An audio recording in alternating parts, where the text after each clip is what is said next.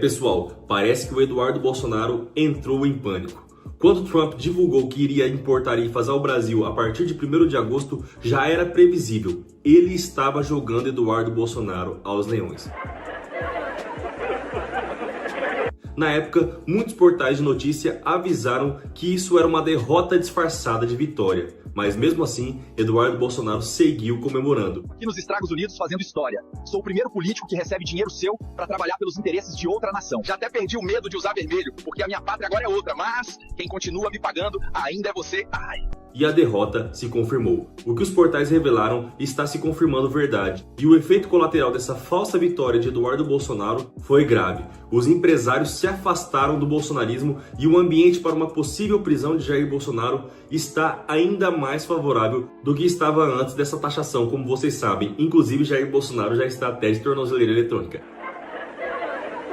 O fato é que sem o apoio do setor empresarial, especialmente após o afastamento de Tarcísio, que apoiou publicamente as tarifas e recebeu críticas pesadas da mídia, a situação do clã Bolsonaro ficou ainda mais complicada. Jornais como o Estadão, Globo, Folha de São Paulo e outros jornais postaram vários editoriais detonando a postura de Tarcísio de Freitas. E agora outros jornais mudaram levemente o tom, cobrando que Lula negocie com os Estados Unidos, mas sem deixar de criticar Bolsonaro e sua ala golpista. Chupa que a cana é doce, meu filho. E enquanto Lula reage da forma correta e cresce sua popularidade rapidamente dentro do Brasil, Eduardo Bolsonaro se vê cada vez mais isolado. Os deputados mais próximos do Centrão, grupo que tradicionalmente, como vocês sabem, é aliado dos interesses do capital financeiro, agora passam a ignorá-lo completamente.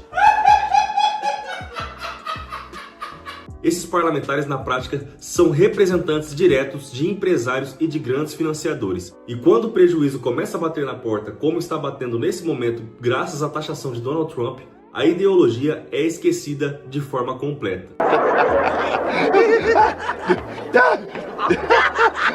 Nos bastidores, houve tentativas de articulação para mobilizar o Congresso Nacional para viabilizar o plano de colocar Jair Bolsonaro em evidência durante o recesso parlamentar com sessões simbólicas e presença midiática. Só que os líderes do Centrão não colaboraram com esse plano. Muitos deles estão fingindo não estar vendo o que está acontecendo com o Bolsonaro para não precisarem se posicionar, estão praticamente no modo avião.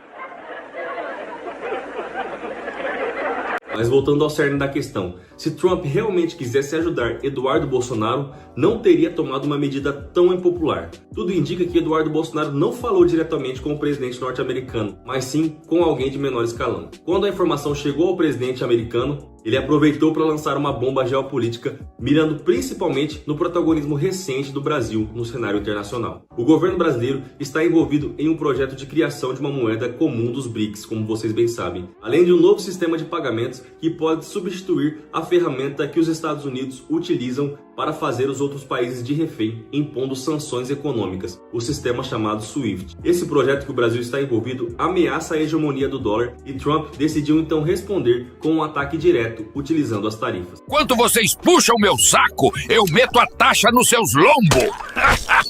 A resposta do mercado foi imediata. Setores como o agronegócio e a indústria de alimentos foram os primeiros a sentir o impacto. As exportações caíram imediatamente, o real se desvalorizou e empresários cobraram providências. Alguns, inclusive, começaram a pressionar o próprio PL para se distanciar de Eduardo Bolsonaro, visto agora como um problema político. Nesse momento, Eduardo Bolsonaro é visto como um problema dentro do PL. O clima é de desgaste, inclusive nas notícias que saíram mostrando que Eduardo Bolsonaro está irritando a alta cúpula do PL com a insistência em manter o discurso inflamatório que só vem piorando a situação sobre a extrema-direita, sobre o seu próprio pai. A pressão dos empresários é clara: ou o partido corta relações com ele ou perde financiamento. E diante disso, Eduardo começou a tentar mudar o discurso desse momento. Basta você olhar o recente discurso que ele deu a um podcast e participou na segunda-feira, onde ele negou ter apoiado as tarifas dos Estados Unidos achando que o povo brasileiro é burro, né, pessoal? Vimos quase que diariamente Eduardo Bolsonaro aparecendo para se gabar dessas tarifas impostas ao Brasil, dizendo que ele e Paulo Figueiredo eram os grandes responsáveis por essas tarifas terem sido aplicadas ao nosso país.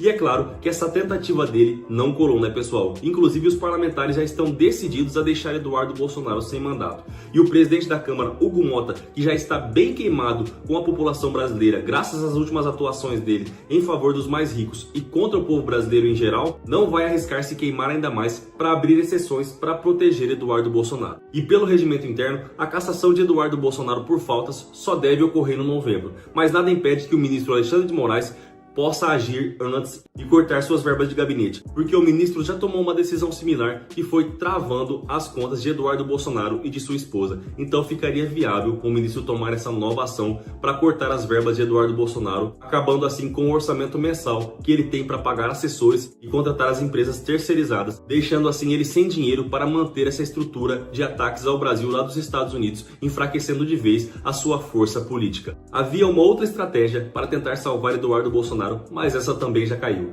Era a estratégia de nomeá-lo para um cargo no governo estadual do Rio de Janeiro, a fim de viabilizar a continuidade da licença dele como deputado federal e nomeá-lo para uma secretaria do governo do Rio de Janeiro. Porém, os ministros do Supremo Tribunal Federal já deixaram bem claro que qualquer um que tentar ajudar ou apoiar Eduardo Bolsonaro nesse momento será investigado por conspirar contra o Brasil. E uma eventual decisão do governo do Rio em formalizar essa nova secretaria para Eduardo Bolsonaro seria derrubada pelos ministros do Supremo. O próprio Tarcísio se viu obrigado a recuar. É absolutamente contra as tarifas, a gente entende que isso não ajuda. Isso está no meu posicionamento da quarta-feira, foi o primeiro posicionamento que eu fiz, né, que chegou a ser publicado no Poder 360.